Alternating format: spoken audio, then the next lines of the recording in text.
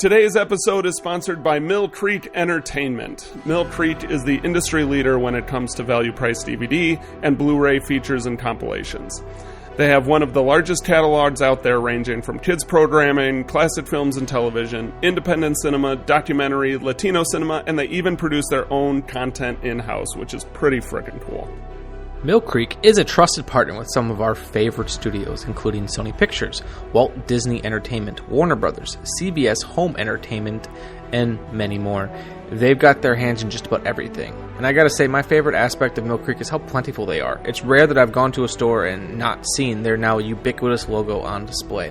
I'm sure you own at least one of their titles without even realizing it, and to make it even more strange, I was at Menards the other day and saw a whole selection of Mill Creek titles. So, available at your local Menards for those of you in the Midwest. Yeah. Be sure to check out their new Hammer Horror box set, which I'm not sure whether or not that's at Menards or not, but they put it out. Their Rita Hayworth collection, many titles within the wildly popular Ultraman series, and the David Gordon Green comedy Your Highness. They're also well known for putting out great television series like Community, The Mindy Project, The Unbreakable Timmy Schmidt, and Eureka. God, I love Eureka. The goddamn Sci-Fi Channel can put together an addictively cheesy series. Well, they have a knack of having the lowest budgets possible, but they still make it addicting as hell. But speaking of addictingly cheesy, don't forget about Santa with muscles. Oh my God, how could I forget? Yes, Mill Creek is also responsible for distributing that little Hulk Hogan Christmas classic. So head to millcreekent.com and see what their collection has to offer. That's millcreekent.com. Mill Creek Ent. I guarantee you'll find something great.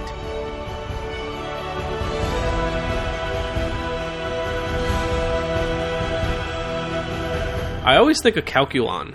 Well, I have this insane acting talent. Oh, I love Calculon. What's not to love? So that cat is still using my roof as a litter box. Except I think it now has some digestive tract issues. Ew. It is a real mess up there. Funny enough, so my mom does not listen to this show very often, but when it pops up on Facebook, she'll occasionally listen to it. And she was like, "Oh, I tuned into your Meet Me in St. Louis episode." I was like, "Oh, did you like it?" She's like, "I didn't get very far into it." He's like, "The other guy was talking about cat shitting on his roof."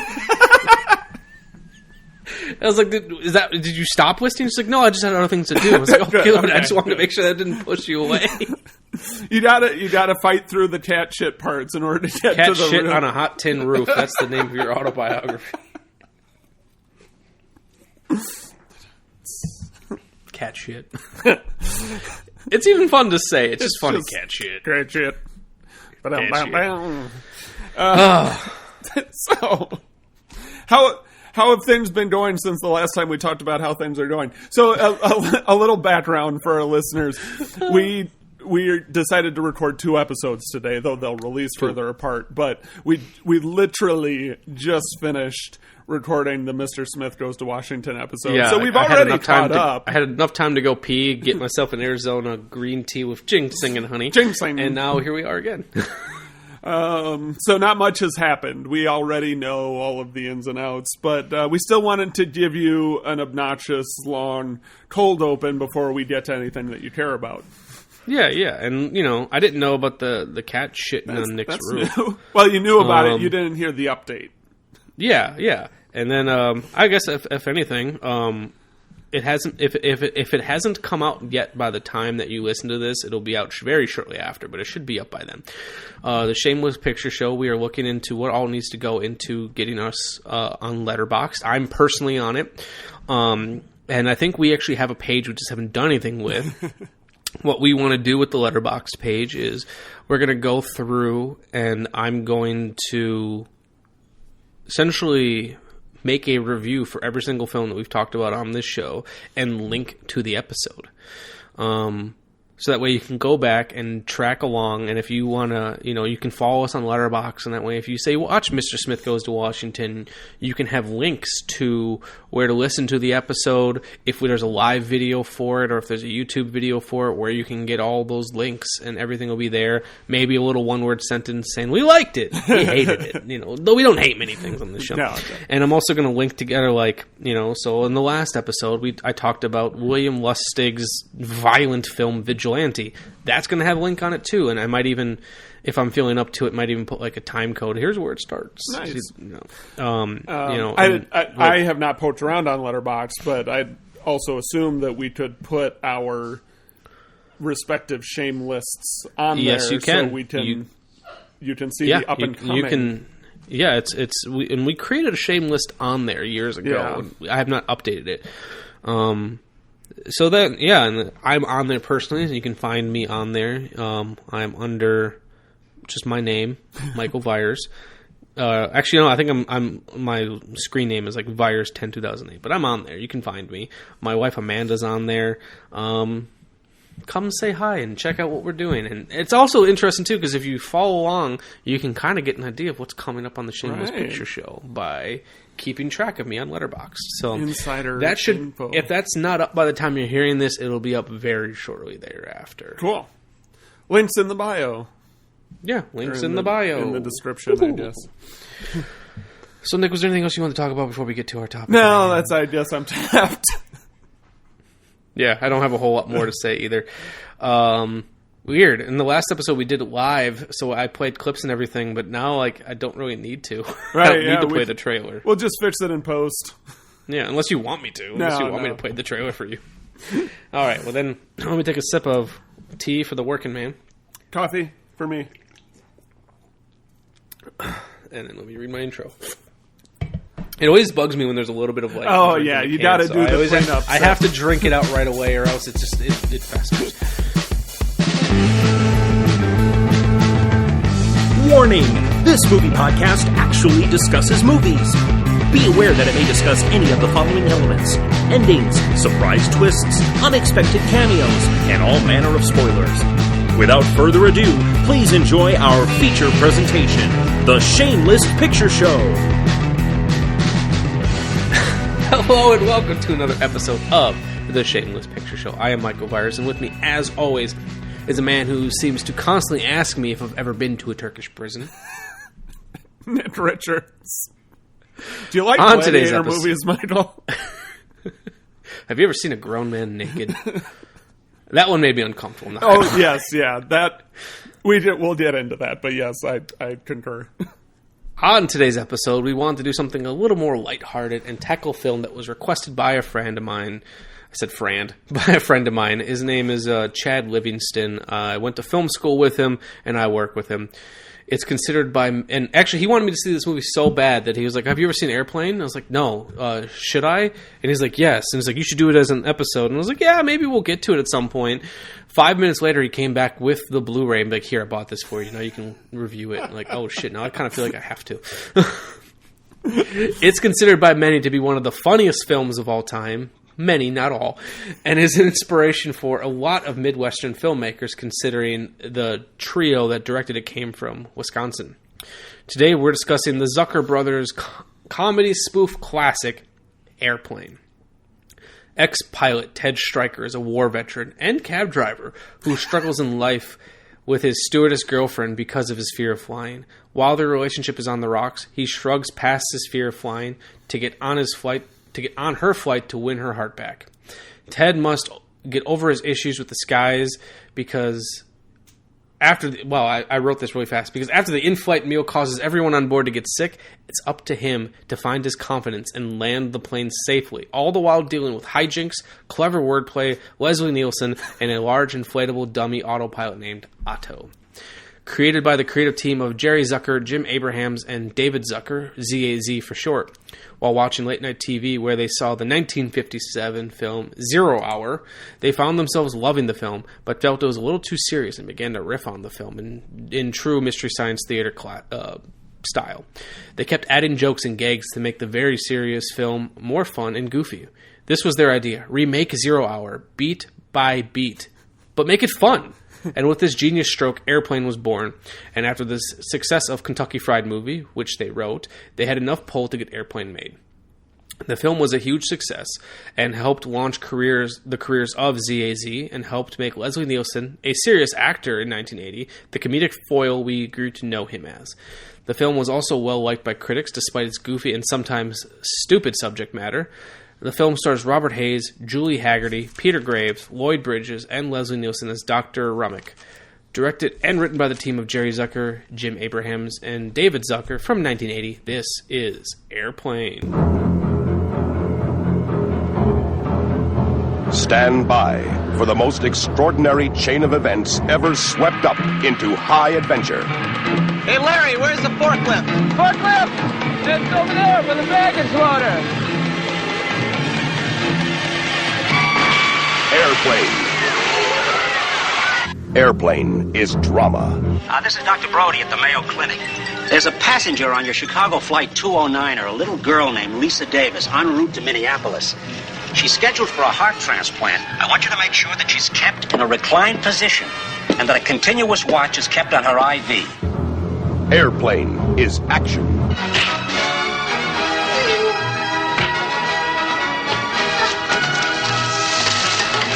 Airplane is romance. I love you, Elaine. I love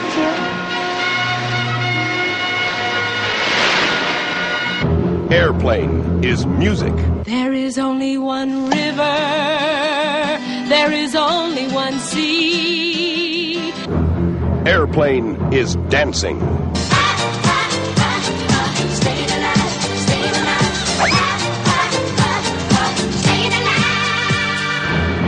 Never has the screen been so big. You ever been in a cockpit before? No, sir, I've never been up in a plane before. Peter Graves. You ever seen a grown man naked? Kareem Abdul-Jabbar. My name is Roger Murdoch.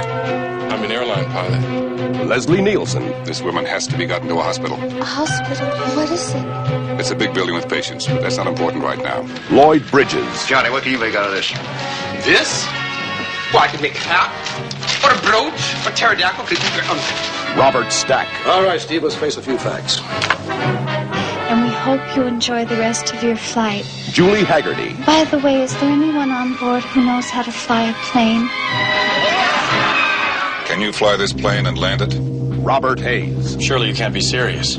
I am serious. And don't call me Shirley. I've got to get out of here. I've got to get out of here. Down, get a hold of yourself. Please, let me handle this. I've got to get Calm down. Now get back to your seat. I'll take care of this. Calm down. Calm down. Get a hold of yourself. Doctor, you wanted a phone. Everything's been told. Sister, please, I'll handle this.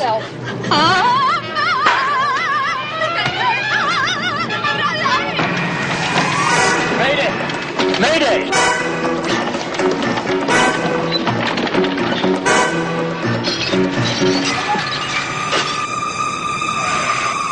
All right, now everybody, get in crash positions.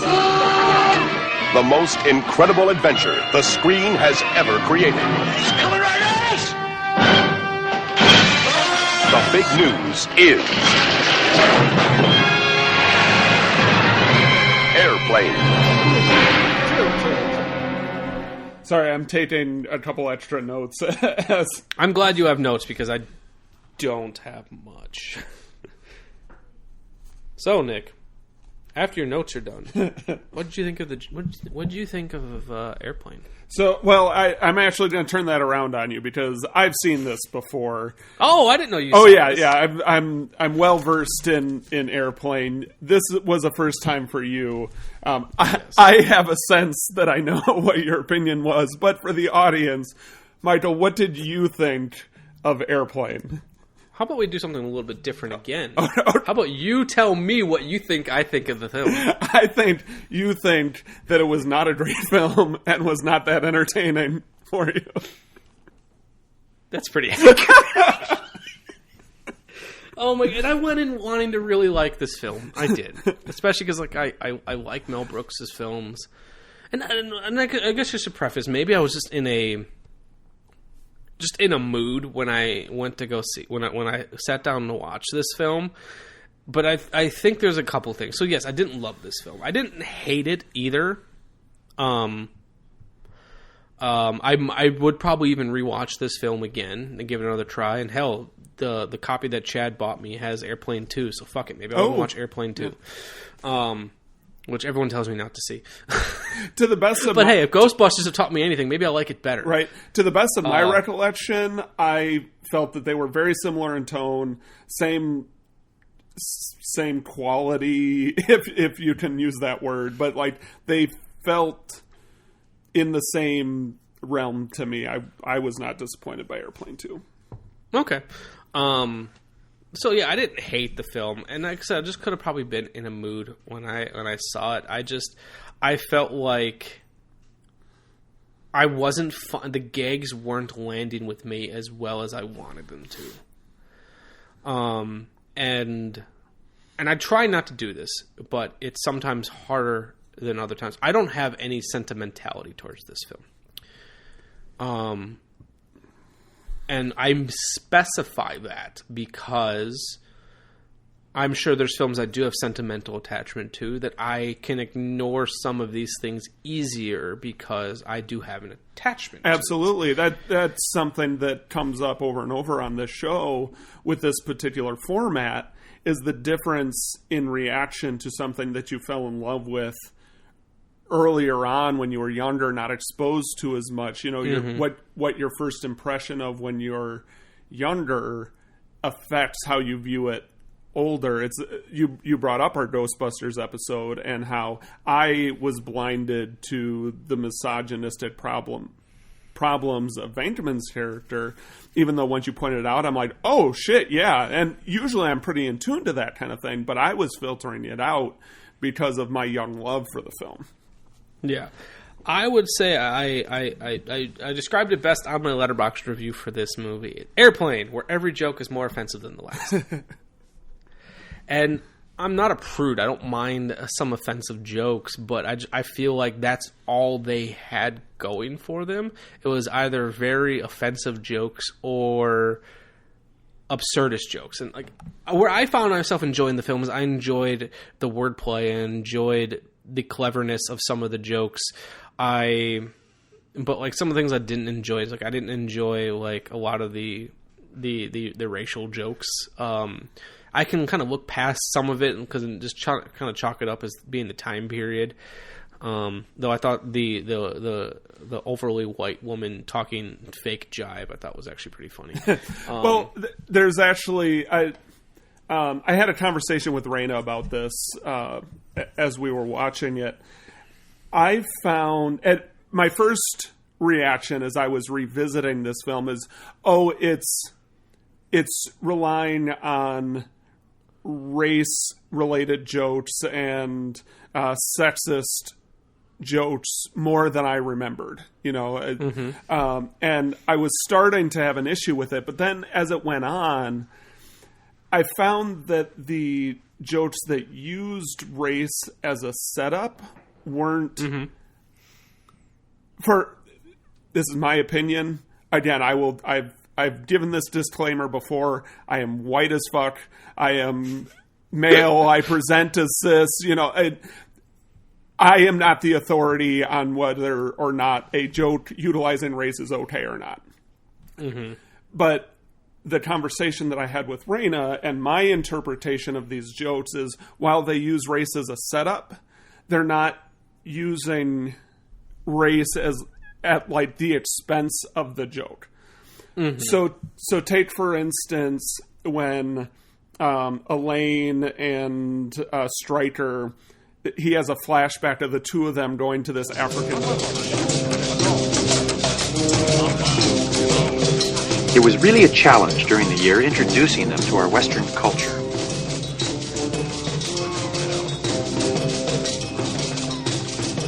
At first, they didn't know what to think of us, but soon we gained their trust. And already it's like, ooh, okay, I'm uncomfortable. But then, so like, Elaine is talking with the I'm using air quotes for those not listening, native women about keeping their food fresh. Okay, there's this like white savior element that's always Tupperware scene. problematic. Yes. And then she is like showing, but then this turns into like a Tupperware party. Mm-hmm. So the joke seems to me, from my perspective, actually making fun of both white suburbia, and also making fun of the like white savior complex of we need to come save these people from their nativism, and I'll do it by introducing them to Tupperware. It'll help you better prepare storing foods for the up-and-coming monsoon months. Also, Tupperware products are ideal for storing leftovers to help stretch your food dollar. This 2-quart seals them right container keeps hot dog buns fresh for days. So while the setup uses race, I felt like the joke wasn't at the expense of Africans. So it seemed to turn what would be a problematic joke on its head to me. And I saw that several times. Again, that's I have to disclaim it because that's all fair. And ultimately, I was able to kind of look past a lot of that stuff. Like I said, it's because some of it was well done, or some of it was very much an aspect of its time period. But as I was watching the film, I realistically think what wasn't working for me is, and I wouldn't say necessarily it's the type of humor, because that's not it. It is a very specific type of dry, punny humor, and I can 100% see this kind of comedy is not for everyone. Like, this is not universally funny. This is niche what I funny. thought the film did well is I appreciate that nothing was really played for laughs. Most times it was played seriously, and that actually made it funnier for me. And like I said, I like the films of, say, Mel Brooks, but even like looking back on some of his films now, some of his stuff doesn't work as well as. It really depends on who he was writing with. Like if he was working with Gene Wilder, who wrote a lot of his classic stuff, I think it's great. When he's left to his own devices, say, while I have a fondness for it because growing up with it, Robin Hood Men in Tights does not hold up nearly as well as it used to. Same thing with Spaceballs. Even he admits that. Try here. Stop. What the hell am I looking at? When does this happen in the movie? Now. You're looking at now, sir. Everything that happens now is happening now. What happened to then? We passed then. When? Just now. We're at now. Go back to then. When? Now. Now? Now. I can't. Why? We missed it. When? Just now. When will then be now? Soon. But for me, I think it really comes... And like I love the Austin Powers films, which I think... does a good job of being absurdist yet grounded in a weird way. One of the things that was not working about this film was, one, I didn't care about the characters or the story. And I know most people were going to be like, well, it's a comedy, who cares? Well, going back to Austin Powers, he's a well-written character. He has dimension that I care about, and I care about what he's trying to accomplish. I don't really care about Ted Stryker, and don't get me wrong, his drinking problem joke hit pretty well, and I like the disco flashback sequence. I thought that stuff was all fun, but like I didn't care about him.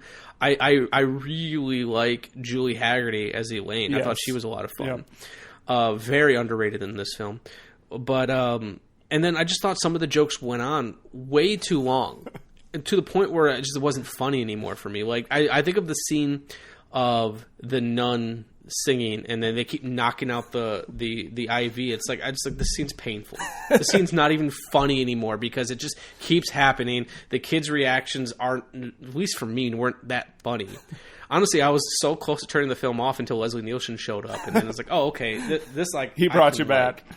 Yeah, like I thought Captain Over was fine. Some of his jokes went a little south for me. Yes, I loved Kareem Abdul-Jabbar in the role playing himself.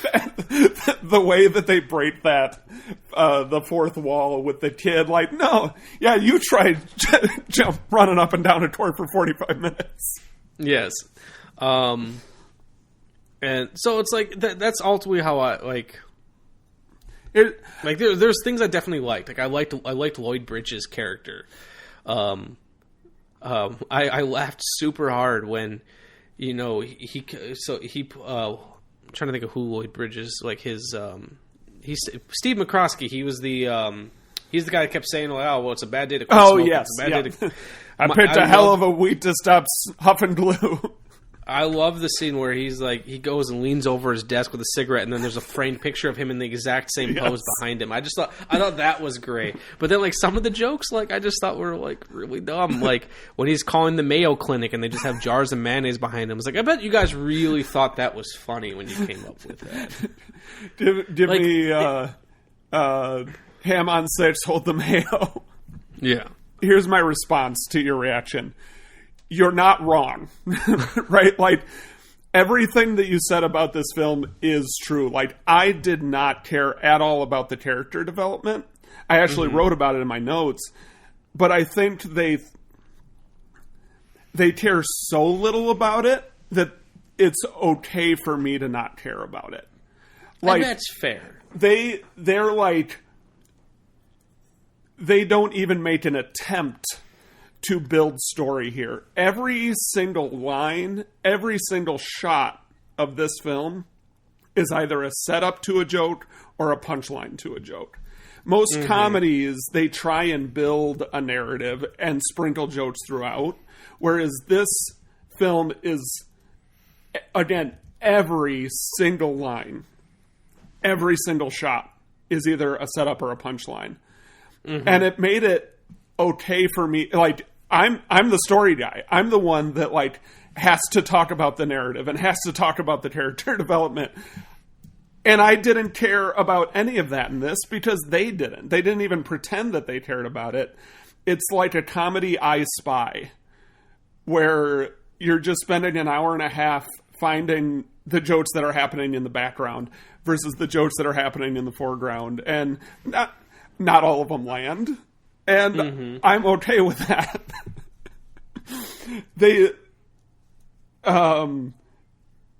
There's just something arguable, like, we can talk about taste and a comedy effectiveness, but there is something quote unquote funny happening every single second of this film.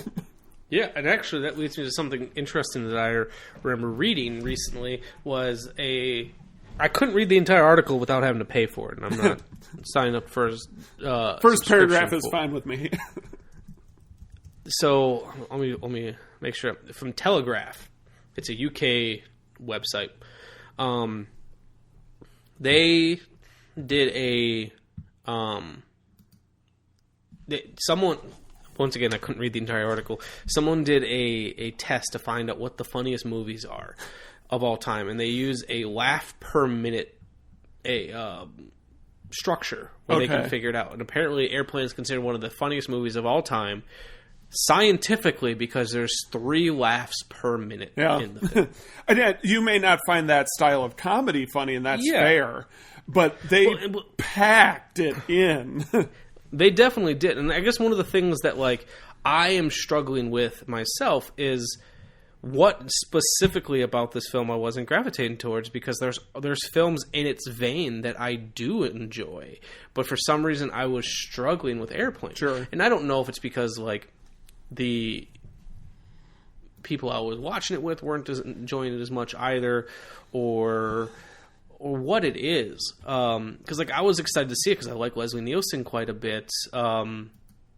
But it just, for whatever reason, this wasn't working for me. And I'll say it again, like, this is niche comedy. This is not universal comedy. If it didn't speak to you, like, I am not going to go, well, your opinion on comedy is wrong. Like, I get it. I get that this kind of comedy is not for everyone. And especially, too, because, like, I'm a big fan of the TV show The Goldbergs. Okay. And in this last season they did, so it's almost becoming a trope now where it's becoming a lot less funny, but started around season 1, maybe 2 or 3, they started doing one episode a season dedicated to some famous movie. Okay. And the first time they did it was kind of funny. It's like, oh, this is the Back to the Future episode where they're like recreating scenes from Back to the Future and talking about how important the movie was to them. But now, since they do it every single season, it's just like... It lost its luster. Yeah, and like this season they did an airplane episode. And it was kind of fun because they brought back a lot of cast members from Airplane. But it was realistically, the entire episode was like the lead character, Adam. They're on an airplane, so he's quoting every line from the movie. And every time someone sets him up for something, he just keeps quoting it. And I was like, this episode doesn't seem that funny to me. and I kept thinking it was maybe because I don't know the movie. Yeah. And then I was like, well, I'm excited to see the movie because maybe then I'll get those references and everything. And I saw the movie and I was like, and don't get me wrong, there was times I was laughing because, and I'll explain that in a second. There was times I was laughing, but I just did not find it to be the laugh riot that I was expecting. And I actually thought of a newer film, the Deadpool films, if you've seen those. I have not. They are very similar in terms of they pack so many jokes into the film that it's impossible for at least one of them not to land with Sure. you. You're going to find something funny in that film. And that's how the Deadpool films are. So even though, like, I remember leaving the first Deadpool film, like, I was laughing and I was having a good time. And someone asked me what I thought of it, and I was like, oh, I hated it. They're like, how did you hate it? It's like you were laughing. It's like, doesn't mean it was a well-made movie. If you have a comedian on stage telling nothing but jokes, one of them probably going to make you laugh. Right, Doesn't mean he's a good comedian. And that's honestly how I felt. Like, I have a lot of respect for the film because it did things that I do find rather enjoyable. I love that they had the actors giving relatively straight performances. Yeah, and of course Leslie Nielsen is the king of that. Like, his straight man delivery in this is perfect for the tone of the film. Yeah. And I love that he wanted to do this film because apparently a lot of people passed on it. Like, Peter Graves originally didn't want to do this film. Okay. He thought it was stupid. He actually said it was one of the worst scripts he'd ever read. But then you have Leslie Nielsen. He's like, fuck yeah, I want to do this. Because if you look at like Leslie Nielsen's career up to that point, like, because on New Year's, we had watched, what is it called? Poseidon Adventure. Okay. And Leslie Nielsen plays the captain in that film. And it's a completely straight performance. Yeah. He's doing everything, he's a legitimate actor. And I remember as a kid watching the Poseidon Adventure with like my parents, and anytime that Leslie Nielsen said anything, they would start laughing. It was like nothing he just said was funny, and they're like, "Yeah, but he does all these funny roles. Everything he does is funny." And I was like, funny enough, I was used to him being serious before I saw him. It wasn't until I saw Mr. Magoo as a kid that I saw him. Well, and this was kind of that turnaround point for him where he started doing things like Naked Gun, and I think he was in Spy Hard, and these kind of gag-filled comedies. Mm-hmm. Yeah. So it's just interesting, and I appreciate that he wanted to do this so badly, that he thought, hey, I have a lot to offer for comedy. Yeah. Which I thought that was kind of cool. So yeah, it's one of those situations that I can see why this movie resonated with people. Because on the surface, so much of this film shouldn't work. Doing a comedy and having Elmer Bernstein scoring it and doing a very serious score. It kind of at times almost feels soap opera-y. With the acting delivery and the music and the swelling and like everything's just turned up a little too much. Like the guy who Elmer Bernstein did the music for the 10 Commandments, To Kill a Mockingbird, The Great Escape, and then he scored Airplane.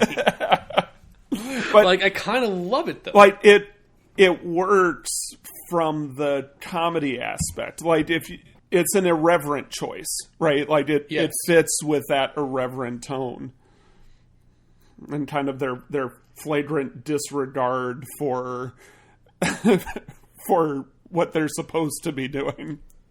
100%. So it's like it's weird for me to explain it, but like I have a lot of respect for what this film does because like you can definitely see that newer filmmakers saw this film and were really inspired by it. Well, I would point out Anchorman.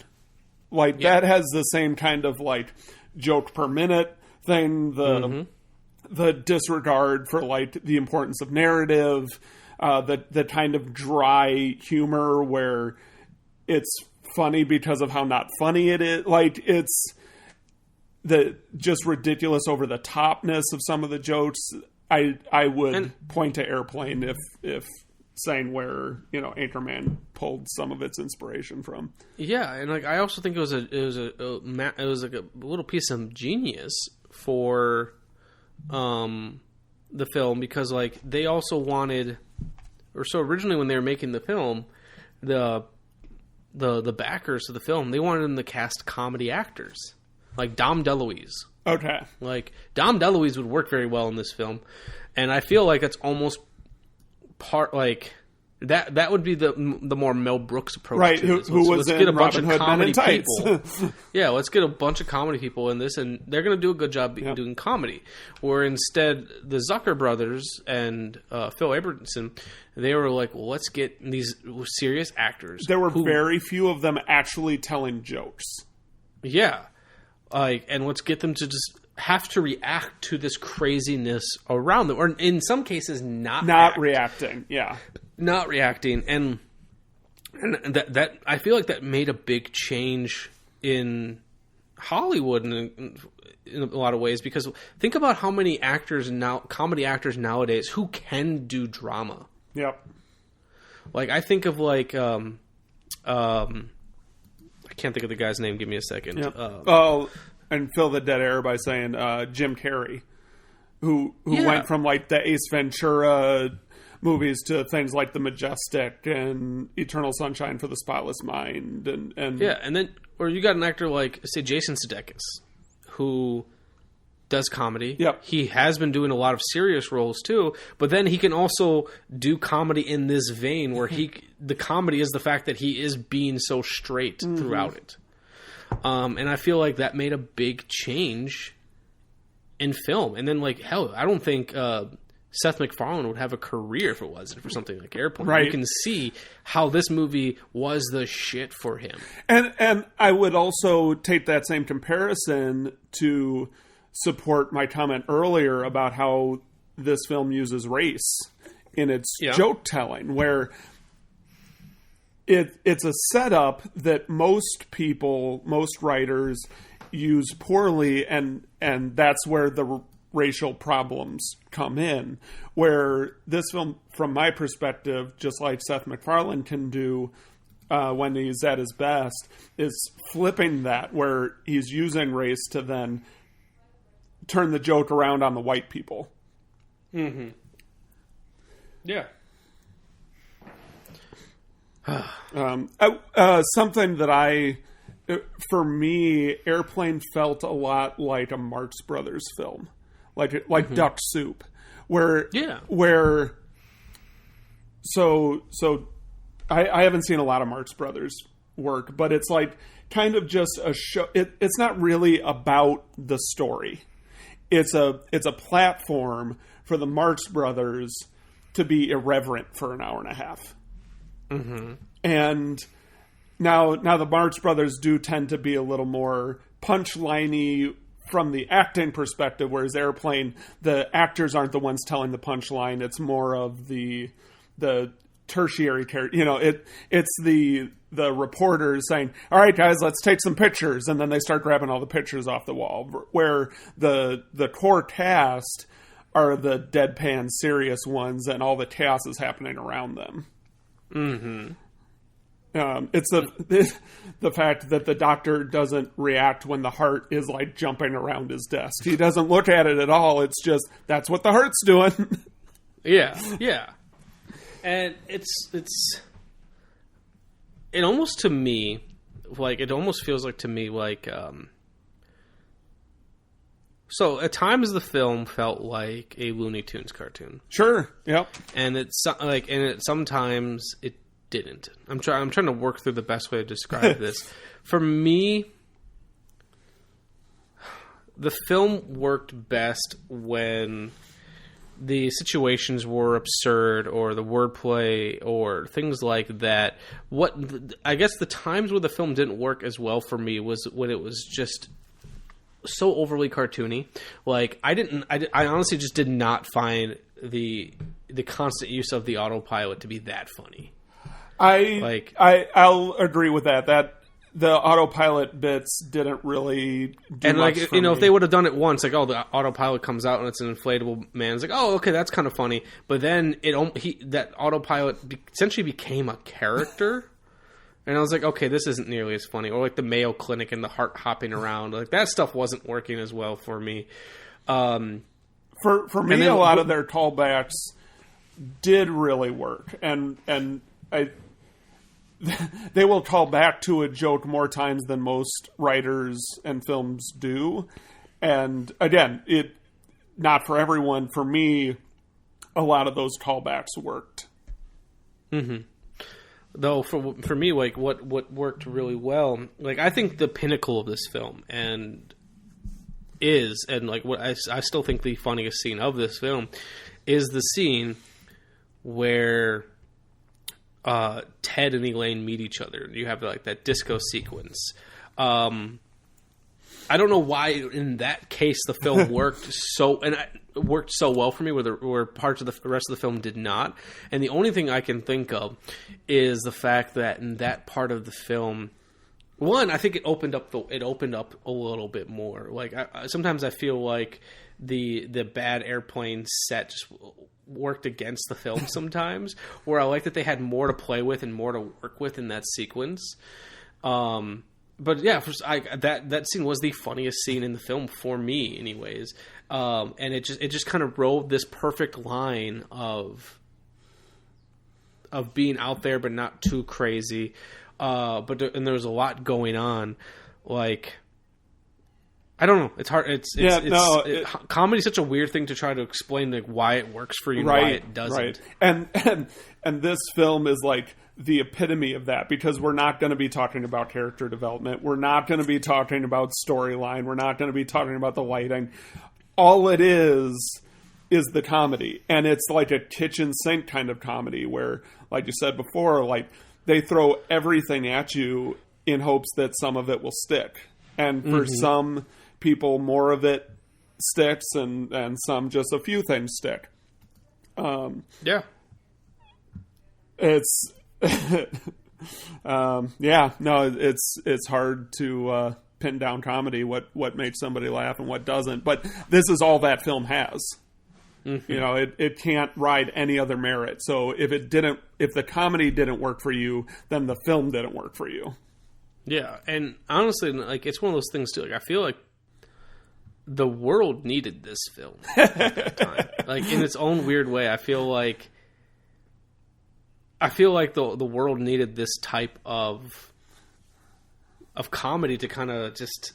It had to happen, you know, because you're getting a little bit of this from the Mel Brooks films, but like this kind of took that formula and just really one-upped it. Well, at times it's even making fun of filmmakers and how seriously people take filmmaking.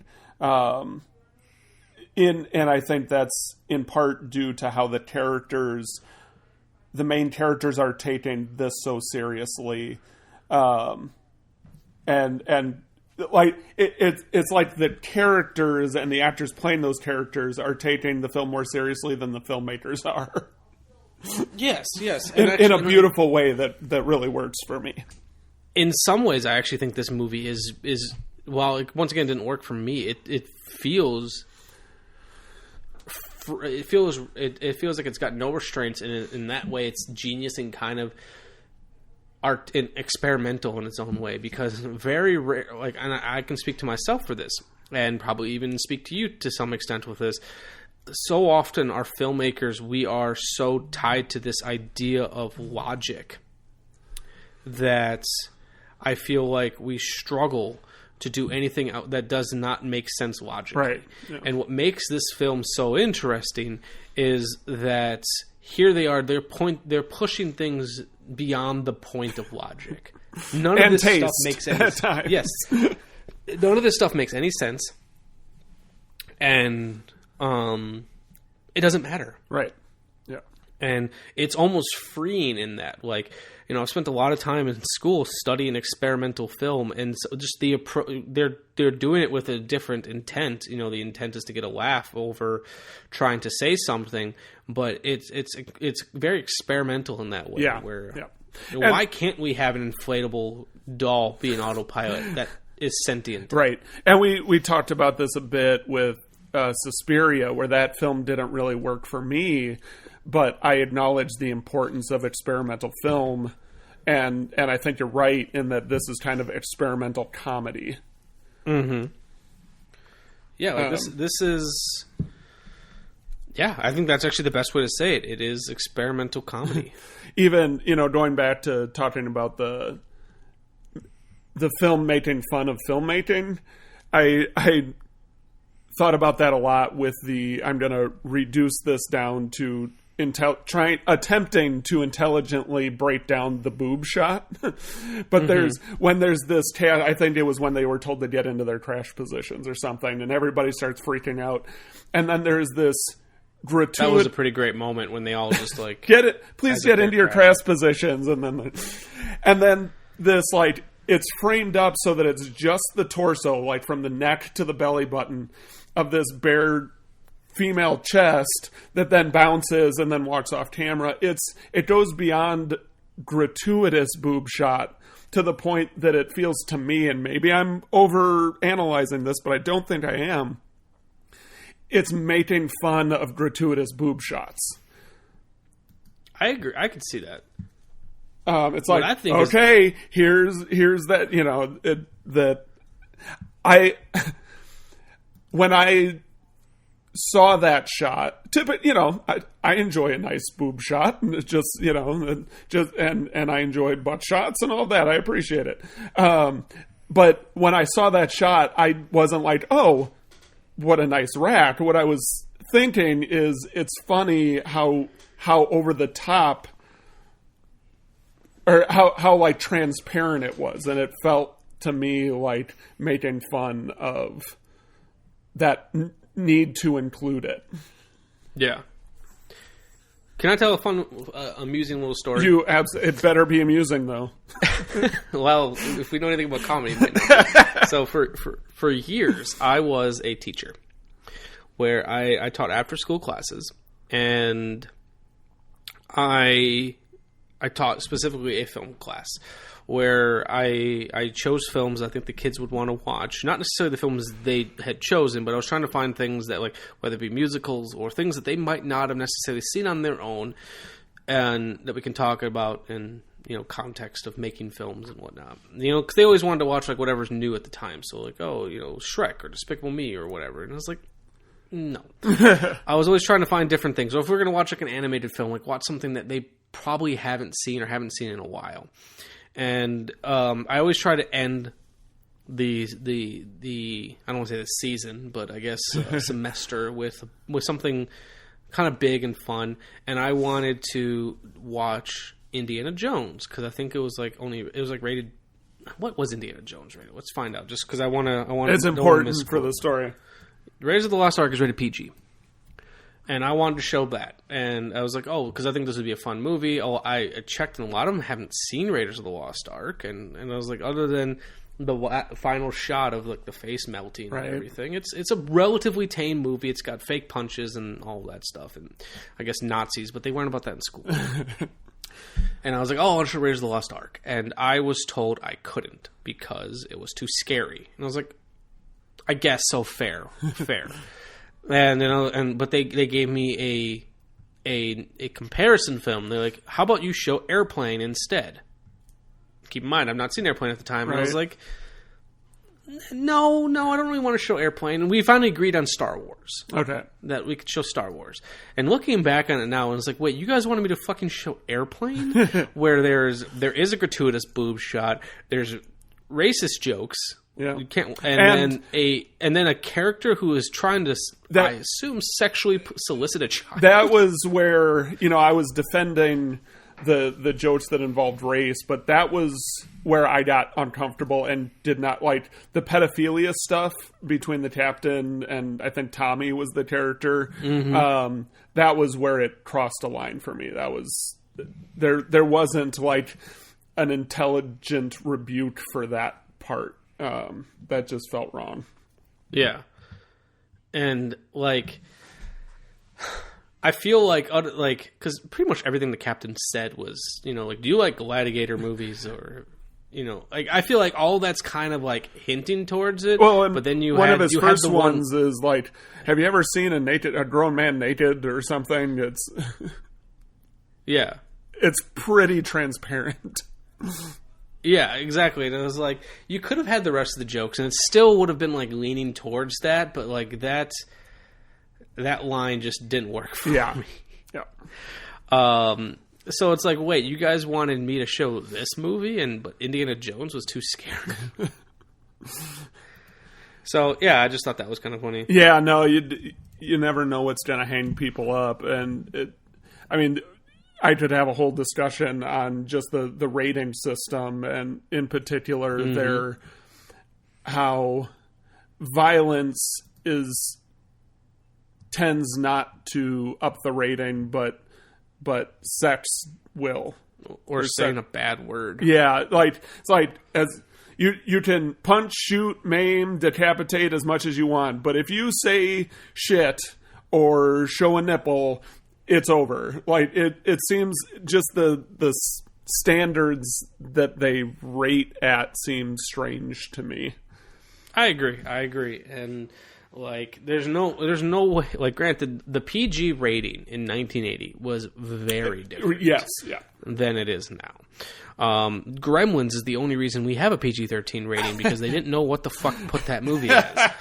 They're like, well, it's not R, but it's definitely not PG, so they made PG-13. I wish they had named it PG Gremlins, that yes. They had honored the film in that way. And if I pretty much think, anything that came. So what year was Gremlins? It's got to be around 90. Gremlins is 1984. Oh, so I view anything that came out prior to 1985, anything that's rated PG should be probably PG-13. Sure. And anything that's G is essentially what PG is now. Yeah. So that's the way I kind of view it. But it's just kind of crazy to think that, man, like, Airplane was PG. What? So, Nick, was there anything else you wanted? This is going to be a little bit lighter of an episode. Yeah. Was there anything else you wanted to say about your fondness for Airplane? And then I should also mention, around in this section, when you guys are listening to it at home, we'll be having a little bit with my buddy Chad, who suggested we talk about this film, and we're going to hear for a couple minutes about why he likes this movie so much. So in addition to my repeated disclaimer that this kind of comedy isn't for everyone, I will also acknowledge that they do push the boundaries of taste and appropriateness. Sometimes they get close to the line but stay on the side of it, and I think at times they go over the other side. Yes. But that aside, I do think that the film is infinitely quotable, which always holds a special place in my heart. Mm-hmm. And it's the same reason why Anchorman worked so well, because you end up using that film as common language with other people who have seen it. This burrito is delicious, but it is filling. Yeah. And this is one of those for me. And that's fair. Just so you know, we're all counting on you, and good luck. I don't remember the line. Oh, that's as they're getting ready to land. Leslie Nielsen comes out and he's like, "I just want to tell you both good luck." Oh, yeah. he comes out again as they're like landing, and then after they've already landed, he comes into the cockpit and says it again. Edit that so it makes it sound like I know it. Here, we'll just take 2. So, Michael, I wanted you to know that we're all counting on you. Good luck. Thank you. Thank you.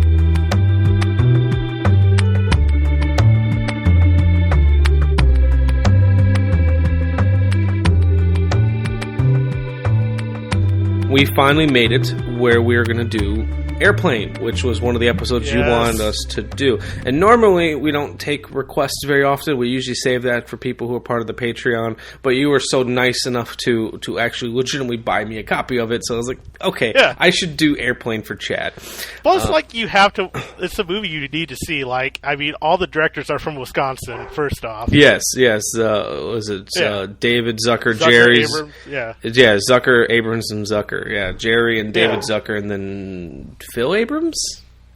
Is that correct? I don't remember. I feel bad for not knowing that, but whatever. Yeah. They're all from Wisconsin, which is cool. And then, I had never seen it. Nick is a fan of it, but I had never seen the film. So, at this point where we are in the episode, people have already heard my opinions of it.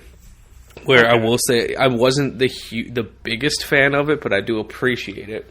But I'm curious, since...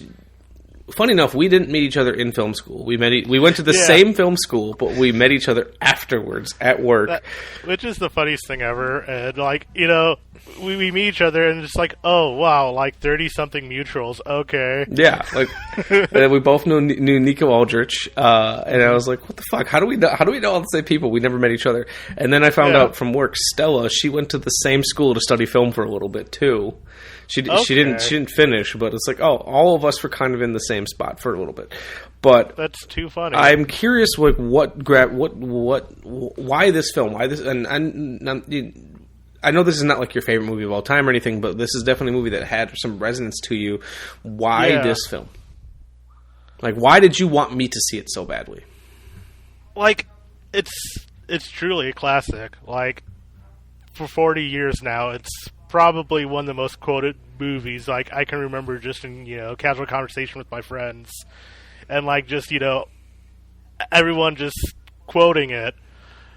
Leslie Nielsen has some of the best one-liners in that movie. He does, and it is just so dry and deadpan, but amazing. Yeah, I remember the line that really struck me as funny, and I'm gonna butcher it because I do not have it in front of me, but it was we need to take it to the hospital. Well, what's that? That's a big building that you send sick people or some shit like that. I'm like, oh fuck, that's really funny.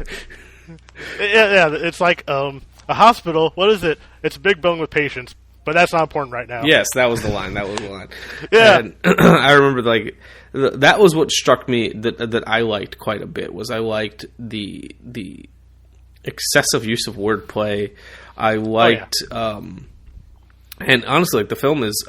when in the episode itself, I compared the film to the first Deadpool film, which is also a film I didn't love, but I had a great time watching it. And the reason being is because when you have a joke per minute ratio that is as high as Deadpool or even Airplane, something's gonna land with you. And that's what makes it so rewatchable too. Yeah, and that's actually one thing that Nick really responded well to it. He's constantly picking out the background gags. Hold on. Actually, Nick said it best in his review for it, because now the Shameless Picture Show is on Letterboxd, and we will put little reviews there. The film is more of a comedy I Spy, where every single shot and line of dialogue is either the setup or joke or punchline. Mm-hmm. So he said every time he watches it now, he's just kind of poking around and figuring out ooh, what's this? What's this? I never noticed that before.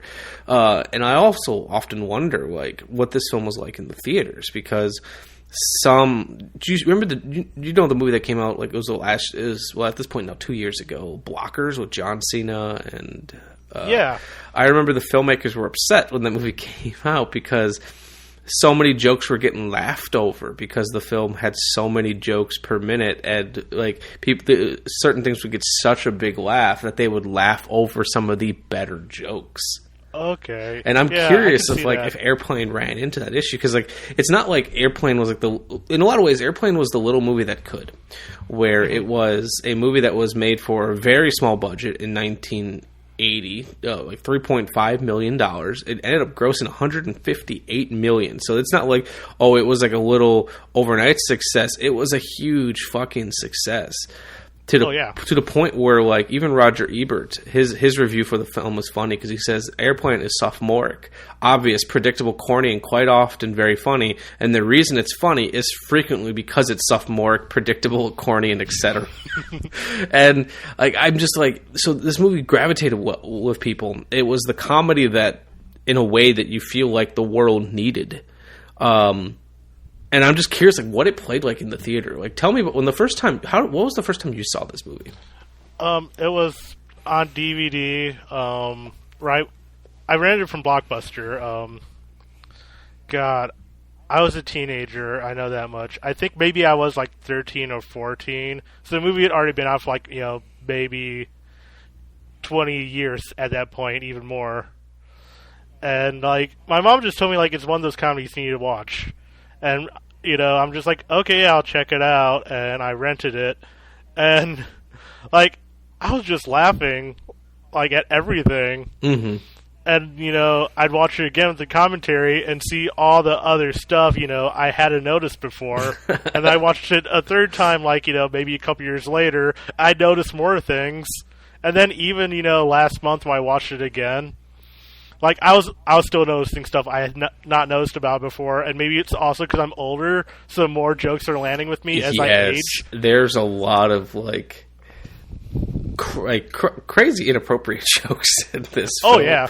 Like, some of them are more subtle, like a lot of the jokes with Captain Over are a little bit more subtle. We're like, do you like gladiator movies, Timmy? But then, like, there's the first thing he says to that poor child is, have you ever seen a man naked? I'm like, you can't say that to a child. You can't say that to a child at all. Oh, yeah. It's like, have you ever seen the inside of a Turkish prison? Yeah, and like, have you ever seen a grown man naked? And like, those jokes, a lot of those jokes worked for me because they were a little more subtle. I didn't like when it was a little bit more obvious. Yeah. But like, I also liked Lloyd Bridges' character. I picked the wrong week to stop sniffing glue. It's like, and I don't know how much you know about the history of this film, Chad, but like, it's interesting. So the film is essentially a remake of another movie called 0 Hour from the 50s. Yeah. And essentially, they were Mystery Science Theatering the film while watching it one night and just coming up with gags. Yeah. And people have said if you watch 0 Hour, it is beat for beat the exact same movie, and it's impossible to watch 0 Hour now after having seen Airplane because you're just seeing where they put all the gags in. Yeah. Which is interesting. Yeah, and I've never seen 0 Hour, like, mostly for that reason. Like, I would like to go back and, just give it a try and just, actually see where everything was placed. Mm-hmm. But at the same time, it's like, I don't think I'd enjoy that. Yeah. Yeah, it's kind of like sometimes like when you watch, like, Manos, The Hands of Fate, and you don't have the Mystery Science Theater guys there to kind of like walk you through it. It almost just feels, like, painful in some ways. Yeah. It just feels, wrong. Yeah. So we met each other in film school. Well, actually, technically, we did not meet each other in film school. We went to the same film school. Yes. Would you say there's any way that Airplane kind of inspired some of the things that you were trying to do? Like, we never talked much about what type of movies you were trying to make. Yeah, so I was really big into documentary filmmaking. That's interesting. That I never knew. Yeah, I'm trying to think of, like, the documentary that really got me into wanting to do that. I think it was either The King of Kong, Fistful of Quarters. Okay, like, yeah. I'm a huge video gamer, so that kind of, was my documentary when that came out. Like, oh my god, this is amazing. I get that, because I had a documentary like that too. It's called Be Kind, Rewind. It was all about VHS collecting culture, and it felt the same way. It's like, oh shit, this is my film. Like, it speaks to me. Like, I think King of Kong was the big one for me. And then, it was also, like, I also wanted to write comedy. Like, I was doing stand-up in Milwaukee during my time going to film school, too. and I was doing open mics like every Wednesday. Do you have any? I would love to see. I would love to see your open mics. Yeah, like I bombed a lot. There's like maybe one night where I was just on fire. Like I was just tipsy enough where like all inhibitions were gone, but I was still coherent and could still, speak clearly. Mm-hmm. And that's really what made it work. And like when I was taking classes, I did incorporate a lot of that. Like I did a documentary about the 42 Lounge Bar in Milwaukee. I remember that place. When they opened. Yeah, I did a documentary there, like interviewing a lot of people who were regulars and the people who opened it. And then I also did, the typical, Milwaukee film art piece based off my stand-up, just because I needed to, get an assignment done. No, we've all done it. We've all had to do the little art film about your life. Like I cast my mom in so many things. Yeah, it was just the whole DIY thing about it, which was why I went to Milwaukee, because just like we shoot with actual film.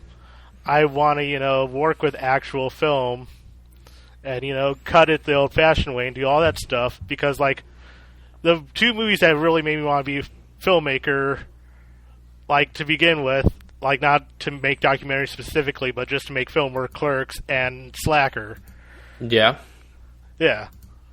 And, Clerks was a big influence for me as well. I feel like Kevin Smith hit our generation in such a strong way, because I had a friend, I don't know if you knew him while in film school, but his name was Kavika. Yes, I remember him. Kavika was great. Me and Kavika were really adamant about making a film about Nolan Bushnell, if you know who he is. Yes. Oh yeah. We were really adamant about doing it was before The Social Network came up. We really wanted to make like a real film about Nolan Bushnell. But anyways, Kavika said it best, where like the reason that Kevin Smith like gravitated towards a lot of us young filmmakers, especially from Wisconsin, is because he was the Midwestern boy that could. And even though he's from Jersey, but he had a lot of the same Midwestern sensibilities, where he was like the mid-class filmmaking kid who made it big. And I feel like knowing the little bit, and we're going to take this full circle again, knowing the little bit I do know about ZAZ, Zucker, Abrams, and Zucker, they are in a lot of ways the same way. So they, like for example, Phil Abrams grew up in Shorewood. Yeah. Like he went to Shorewood High School. Like they were doing small little theater productions. When they got the option to write Kentucky Fried Movie for John Landis, and that kind of like started everything for them. And I imagine that's the same reason that like a movie like Airplane resonated with people like you and people like Nick. These people that all had interest in making films, and they could see that it was possible. Because you look at Airplane, it's got a little bit higher budget, but it's pretty low budget in terms of the way it's produced and it's shot and it's made. And I don't think Seth MacFarlane would have a career if he hadn't seen Airplane. Yeah. Oh, backpedal a bit, it was an American movie. Oh, I talked about that on the show. I love American movie. Yeah. Yeah, like, the first time I saw that movie was on my 16th birthday. I was living in Phoenix at the time. They aired it on G4, and then my mom, heard what I was watching. She's like, oh yeah, that guy, grew up like down the street from us. Yeah. And was that also the time that G4 had Mark Borchardt host Night of the Living Dead? Yep, it was that exact night. Yep, because I told Mark that was the night I saw Night of the Living Dead. I told him in person, and he's like, whoa, man, I kind of forgot I did that. Yeah, no, that was the exact same thing for me, too. That's awesome. So, I don't want to take up a whole lot of your time, but one thing that we try to do here on the Shameless Picture Show, well, we're really bad about doing it, but we try to remember to do it, was since the whole point of this show, it came to be as an excuse for me and Nick to start talking about films that we missed, that would be on our theoretical shame lists. and to talk about things that we missed that we want to see. So it's, like films like I hadn't seen Godfather before I did this show. I hadn't seen The Exorcist before doing this show. Is there any films on your own personal shame list that you want to make it a goal to see in 2021? The first film on my list is The Godfather. Okay. Funny enough. Okay, so Godfather is one of those films that I knew there was no way, shape, or form that would be a bad movie. I just thought there's no way this movie could be a bad movie with this many people loving it. But I just had a slight aversion to it because I thought it was going to be dull. I was pleasantly surprised by how good The Godfather was and how often I'm still thinking about it to this day. And I do think you should check that episode out and check out and obviously check out the movie, but then check out that episode. I think you're going to be very surprised. And actually, The Godfather is getting a new 4K release this year. So I heard about that, yeah. And I'm excited for that because the issue with a movie like The Godfather is I don't think it's ever been properly displayed the way that I think it's supposed to be. I'm struggling to think of who the cinematographer was on that film at the moment. It was Gordon Willis. The way that Gordon Willis shot that film, he shot that film intentionally dark. And he shot that film with knowing that when it was going to be displayed on screen that you're going to have this light emulsion shining through. That you haven't fully gotten on physical media, and because people have said it looks far better on film than it does in any sort of physical media. I'm really hoping with what the technology they can do now of high dynamic range that they could really make that movie look as good as it's supposed to. Okay. Yeah, that's really interesting. Let's see. The next one is Silence of the Lambs. I still haven't seen that. I don't know why. Like, it's always been like on my to-do list, and I never gotten around to it. Okay. Like, I could just do a cop-out now and just say, like, pretty much any movie from the last 2 years. I don't know what happened to me, but I just stopped watching movies for whatever reason. Okay. Yeah, like, I think the only 2 Academy nominees I watched last year were Joker and... God, I can't even think of the other one. Like, it's just been barren for me. I don't know why.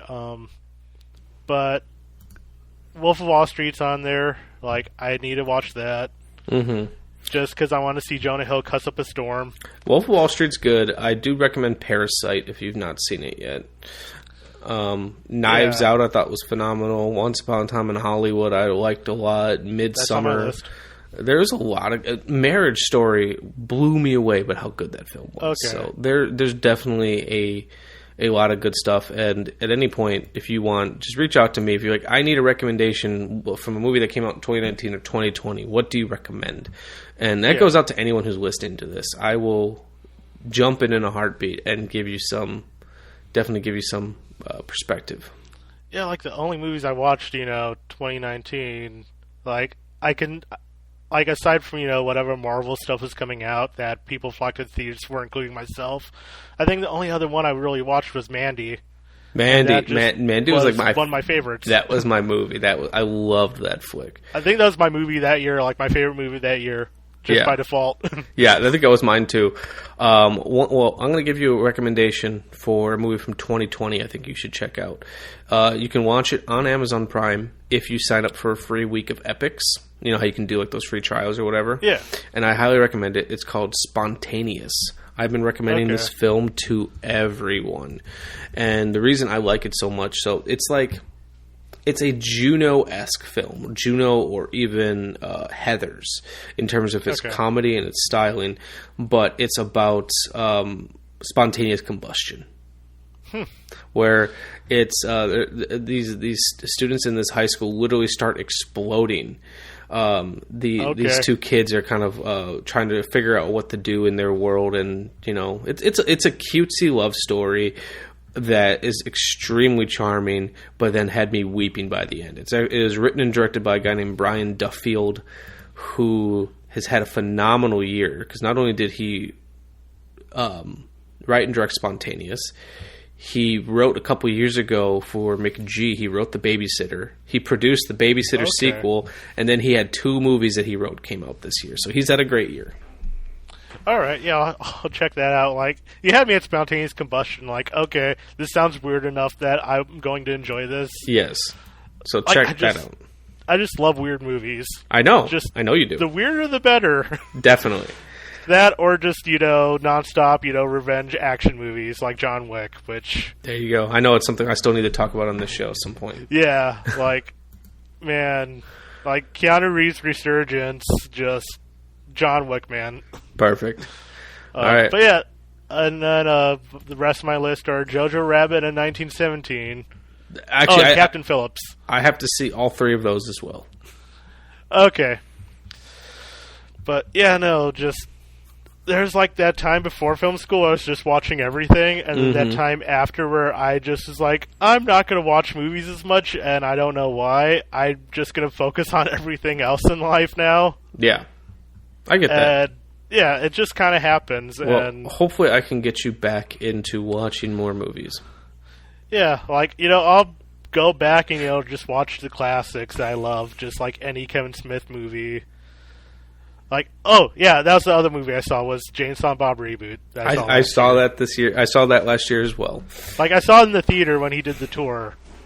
I went down to Chicago for that and watched it in the theater with him a row down from me. And it was just oh my god, Kevin Smith is just sitting right there watching this movie with us. Yeah, I'm sure that's a cool feeling. Unreal. No, definitely.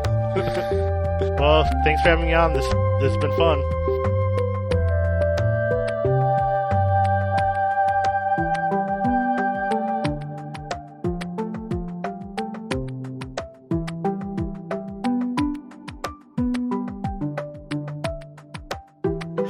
Anyways, no, that was good. And like I said, it's I feel like it's a movie that I'll probably end up rewatching, and I might have a little more fondness the second time. But yeah, I'll be the first to admit, the first time, anytime you have enough people saying this is the funniest movie ever made, even if you're not trying to do that, you kind of go in being like, really?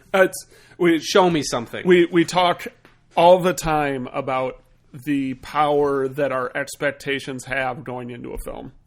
Yes. And that's, I think, part of what's happening with you here. But I also think there's a chance that it just, on the whole, not your comedic taste. And that is I'd much rather watch a fine, upstanding film like Austin Powers. But anyway, speaking of comedies, I've got another thing to review if you're interested in it. Review away. From our fine folks over at Mill Creek, they've been doing this new line of retro, they call it the retro VHS line, where it's it actually makes it look like there's a VHS tape coming out of it, and they have the old VHS artwork, and then, sometimes they'll do new artwork on the inside or what have you. I think it's kind of fun. Is that Kirk Cameron? It's Kirk Cameron and Dudley Moore. What? Yeah, look at that. It's a body swap movie with Kirk Cameron and Dudley Moore. I think I remember that VHS cover from back in the Blockbuster days. Well, apparently it was a staff pick. Ooh. So the tagline of the film, Trading Places has never been funnier. And the film is called Like Father, Like Son. Chris Hammond, played by Kirk Cameron, is a typical high school senior pursuing his general education. Girls, cars, and music. His father, Dr. Jack Hammond, played by Dudley Moore, is a successful heart surgeon on the verge of being named chief of staff at a leading hospital. They're about as close as a father and son can be, but they're about to become even closer. In one split second, father and son accidentally change bodies, resulting in a chaotic change of lifestyle for both of them. The son gets the Jaguar, the gold cart, and the boss's wife. His father gets the allowance, the biology final, and the fake ID. Karen James of the New York Times says, Dudley Moore and Kirk Cameron are so clever and charming. Dr. Jack Hammond had one of the most brilliant minds in the medical community until he and his son... Hi. Exchanged minds. Chris? Dad? There's no such thing as a brain transference. Now, the doctor See ya. is back in high school. It's really not cool to scam on your own son's date. The main bronchi and its branches are evenly distributed about the circumference of the tube. Riveting. And his son Hi, Bob. Whoa! I have a martini. You want that on the rocks? No, in a glass is fine. is a virgin surgeon. Just take off all our clothes and just go at it. Rubbing and feeling. It's rock and roll. You've been out all night in my body. You are grounded for the rest of your life. Brain transfers is a very inexact science, as you might well imagine. Don't worry, Mr. Epstein. We're not going to let you die. Are we, guys? No. God, this is great. I love it. You go right now and do whatever the hell you have to do to get us out of this thing. I can't stabilize him. He's in V-Tech. I'm not going to have it. Going into V-Tech. What you want? What? Hit him, Dr. Hammond. Hit him. Dudley Moore, Kirk Cameron. Like father, like son. So, It if you've seen one... sounds like a Jewish mom reviewing the film. If you've seen one body swap movie, you've seen them all. That being said, I'm finding about myself, I genuinely kind of like this body swap, concept of through some mystical mojo, mumbo jumbo. That's the word I was looking for. You get two people to switch bodies. In this case, Sean Astin is in this film. Oh, excellent! Yes, which I love, and it's middle Sean Astin. Like, I feel like Sean Astin as a child and Sean Astin as an adult look exactly the same. But for some reason, middle Sean Astin sometimes doesn't look right. In the movie, his uncle is he's experimenting with this body swap serum that he's developed based on these plants that he finds out in the desert. Yep. And the film begins with him and this other guy who we get the idea they've switched bodies, and then they find a way for them to switch back. And they're like, oh, we just switched bodies or whatever.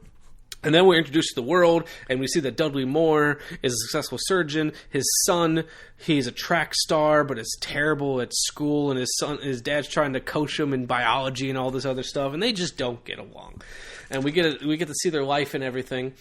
And Kirk Cameron has this big biology final coming up that I think he's failed, and he doesn't want to tell his dad. And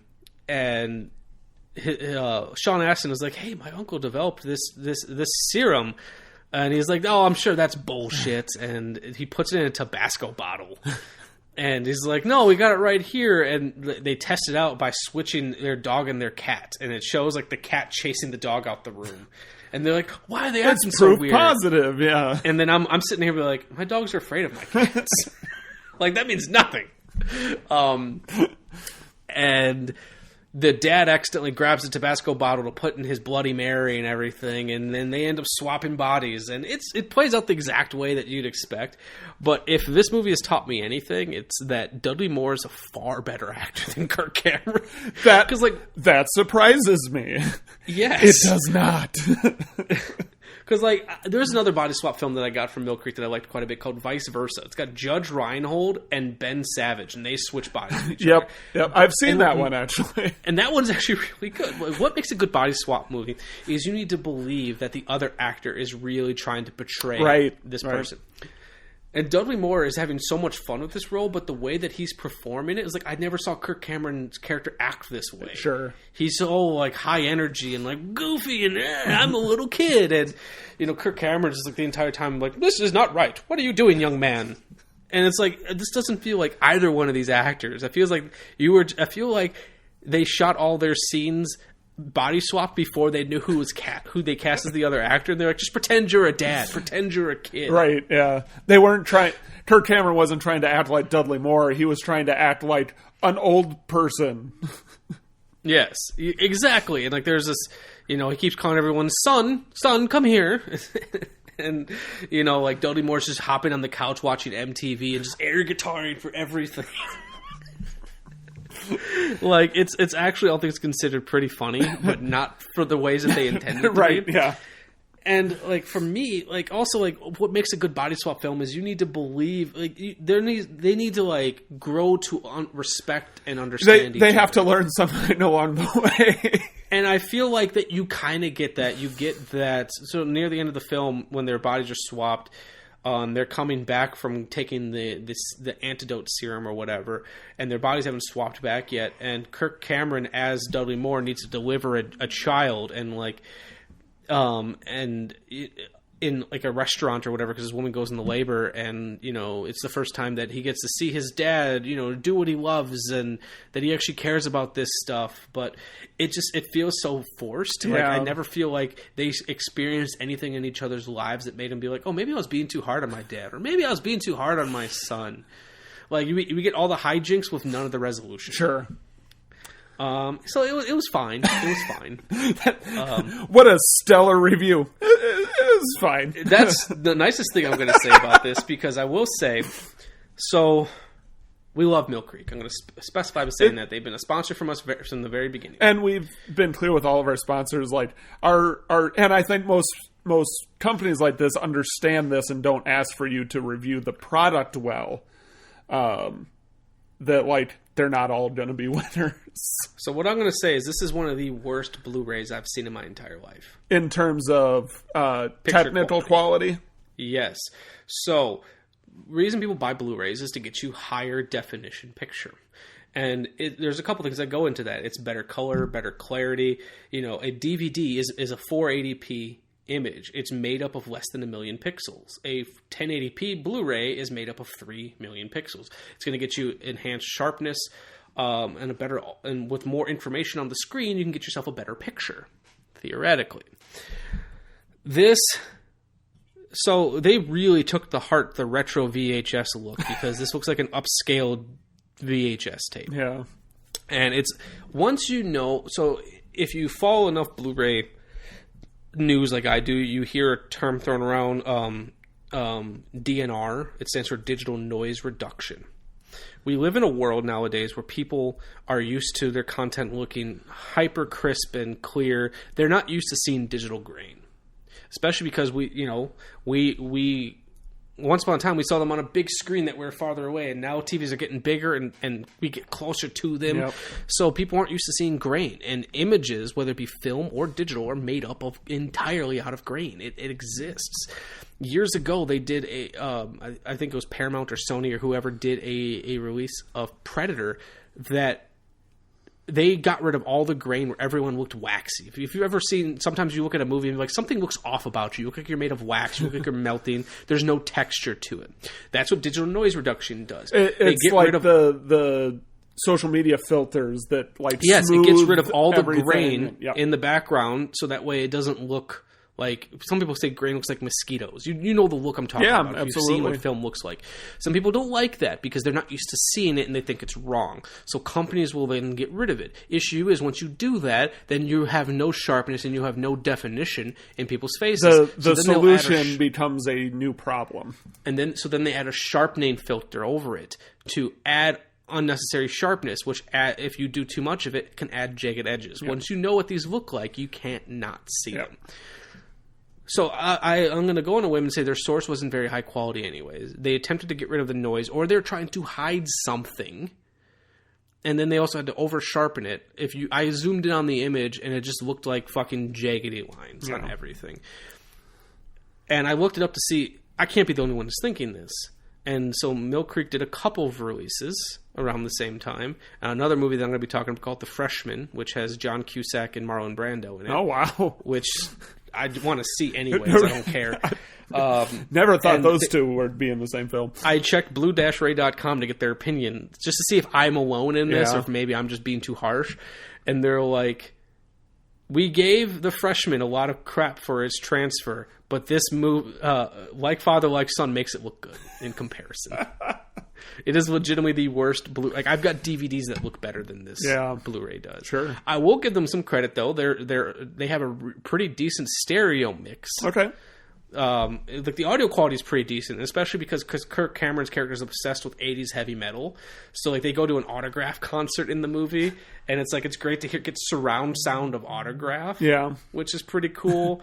And they're constantly playing the same Motley Crue song from one of their songs from their first album, and it all sounds really good coming through the speakers. I was like, okay, at least the audio is good. That's something. We got something good. Yes.